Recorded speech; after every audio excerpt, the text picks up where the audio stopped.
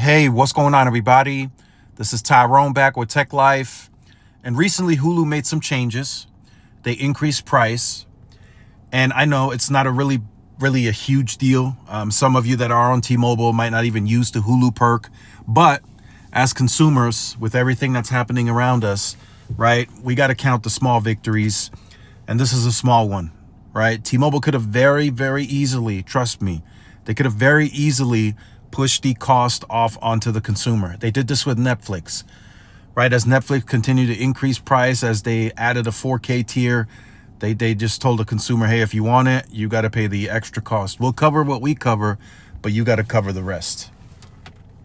T-Mobile could have very easily did the same here, but they elected not to, right? So consumers that use the perk, they got a text, like me, T-Mobile. Hulu recently announced a price increase, but your Hulu is still on us. That's an $11.99 value covered by T-Mobile. Kick back, keep streaming, and enjoy Hulu with no changes to your monthly bill.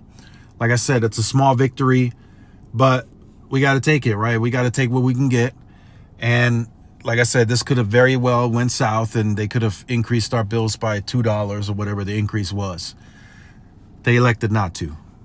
Good thing, but be aware, right?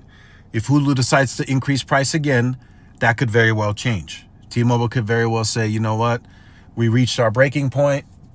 Or also when the next negotiations are up, right?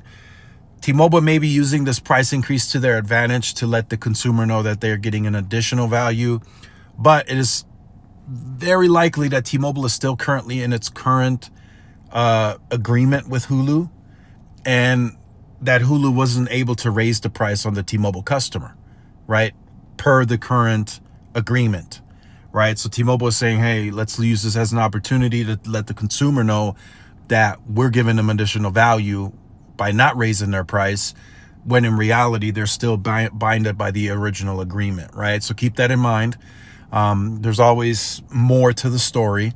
So when that contract is up and they need to renegotiate, right, that could possibly be that time where Hulu charges more and T-Mobile say, we don't want to pay that much, right?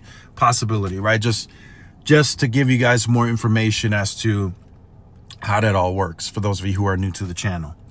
But let me know your thoughts in the comments. Like, share, subscribe. I'll see y'all in the next one.